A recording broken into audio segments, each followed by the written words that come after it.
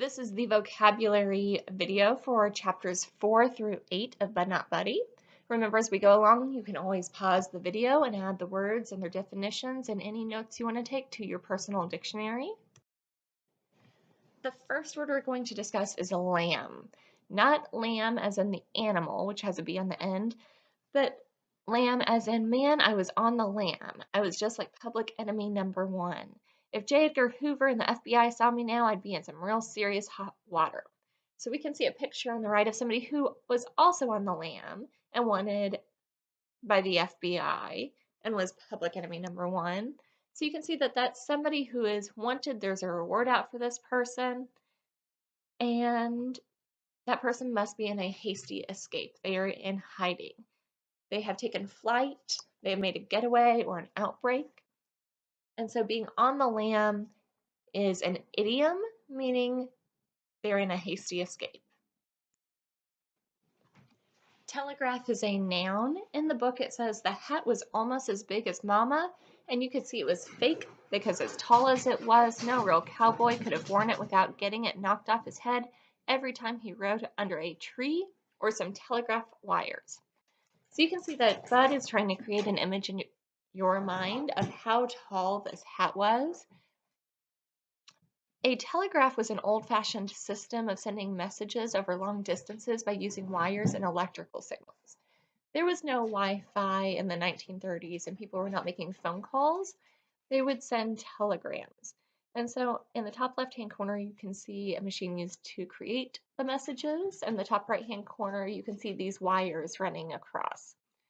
So Bud is trying to create this image of his mother having to wear this hat that is just so huge, it is into the sky and would be knocked off by those wires. A telegraph is a broadcast or transmission or signal. You can see a telegram that has been sent in the bottom right-hand corner. You can see that it is very short and even has the word stop in there to know when,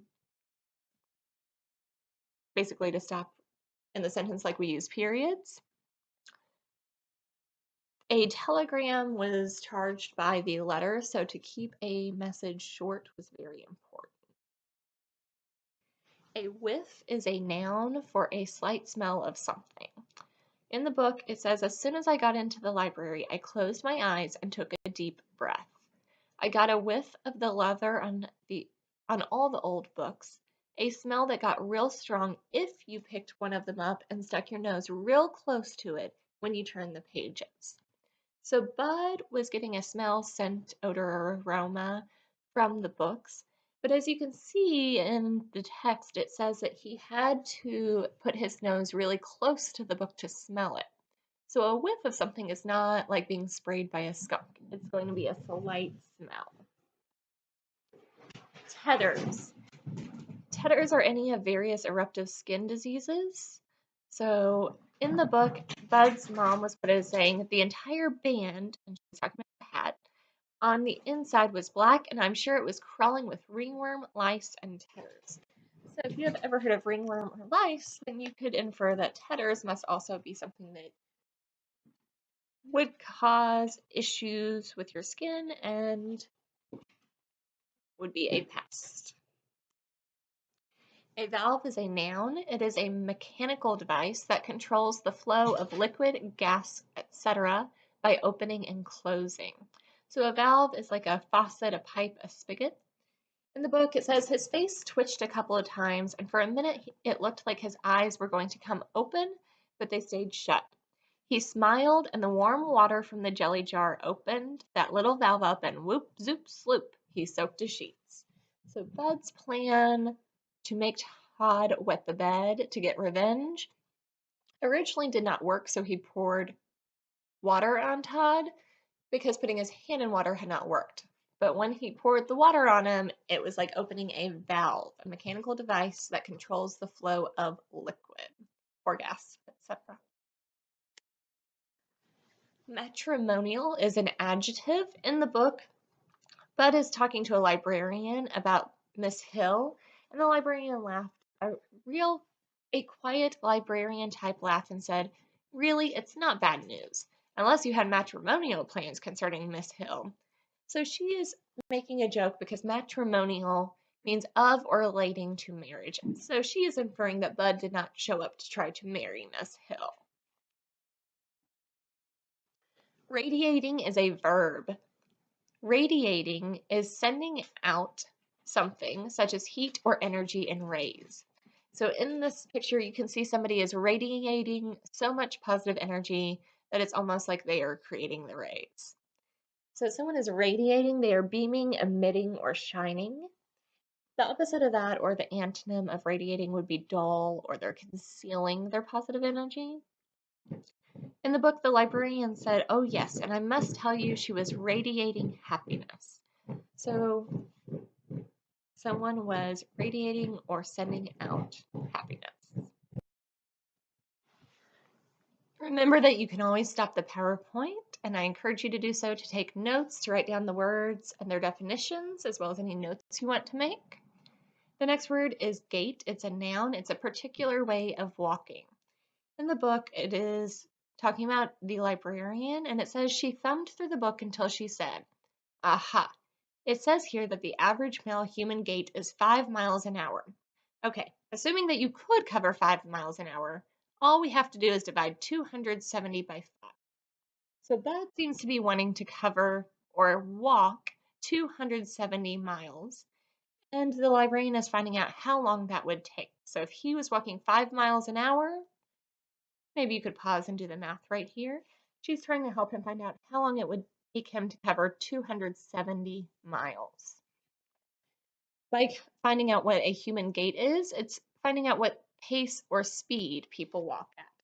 So the opposite of a gait would be just to sit there, to not be walking. A mission has a lot of definitions. Whenever we talk about a mission in terms of the Great Depression, it is a noun. It was a religious organization that provided food to the hungry. So in the text it says, "I'd have to wake up real early if I wanted to get to the mission in time for breakfast. If you were 1 minute late, they wouldn't let you in for food." So in the picture, you can see a picture of people going to a mission for breakfast. And obviously the line is very long. So Bud knows, he's been there before and knows that with that many people going there, you have to be on time or else they'd be open all day. So a mission is an organization that is going to provide food to the hungry. A hoodlum is a noun. It is a tough and violent criminal. In the book it says, "Well, kind of. He looked real scared. Then told his mama to keep me away from him. They even said I was a hoodlum.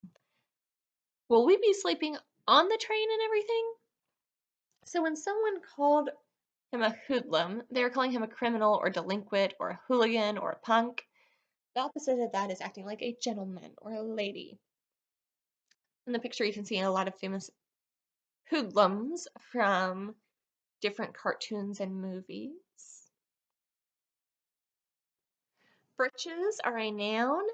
It is a term for pants, but it is an old-fashioned term. So we do not use that word anymore. If you're shopping and you tell your parents that you're going to look in the breeches section, they would probably be surprised to hear you say that, because now we use the synonym, we just say pants. In the book, it says a man was stirring things in the pot with a big stick, and when he raised the stick up, he'd pull some breeches or a shirt out and pass it over to a white man who was hanging the clothes on a line to dry. So you can see breeches and a shirt, two types of clothing, so you could have inferred it was clothing. And then it also says they were hanging the clothes on the line to dry. So breeches is just an old-fashioned word for pants. Wiry is an adjective. And normally whenever I used to hear wiry, I just thought it meant kind of weak and thin. But actually the definition is very thin, but strong and muscular. So if you think of a lot of athletes, they are very thin, but they are also very strong and muscular. So you might say they are wiry or strapping, agile, or athletic. An antonym of wiry is rigid or skinny or tiny. In the book, Bud says, "Shucks, I'm not all that young. I'm going to be 11 on November 14th, and I'm not skinny. I'm wiry. Some folks think I'm a hero." So you can see that Bud is saying Wiry is an antonym of skinny, and that being wiry helps him be a hero. So he understands that wiry means that someone is strong and muscular. Hooverville is a noun for a shantytown built by unemployed and extremely poor people during the Depression of the early 1930s. In the book, it says, the mouth organ man said, "No, son, what you're looking for is Hooverville with a V, like in President Herbert Hoover." So President Herbert Hoover was blamed by a lot of people for the Great Depression.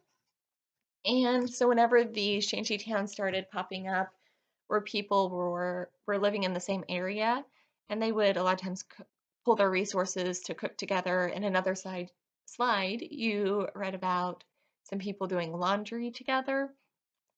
So these places started popping up, and since people blamed the president for the Great Depression, they called them Hoovervilles. A cellar is a noun. It is the part of a building that is entirely or partly below the ground. A cellar is a basement or a vault. It is in the opposite area of a house as the attic.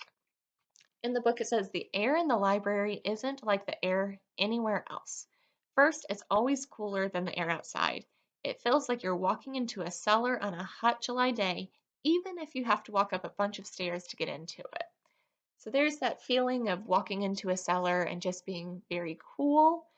And Bud says walking into a library, even if you've exercised before walking up those stairs, it still feels very cool. And finally, the final word is busting. It is a verb, so it is an action. Busting into something is like bursting into something. You could also use the synonyms erupting, exploding, or storming. So whenever I think about busting through something, I think about the Kool-Aid man busting through a wall. In the book, it says, the man raised his hand and said, "Look, kid, everybody's got a story, and everybody knows the rules. The line closes at 7 o'clock. How's it fair to these people who've been here since 5 o'clock that you can sleep until," he looked at his wristwatch, "until 7:15, then come busting down here expecting to eat?" So Bud is at the mission, but he got there 15 minutes late. So a man sees him running into line or busting into line, and he's running so fast that it is described as a burst or explosion. So he's definitely noticed, and the man is telling him that the mission is busy. There are a lot of people, as you saw in the picture on a previous slide, waiting to get food, and it would not be fair to let Bud into the line.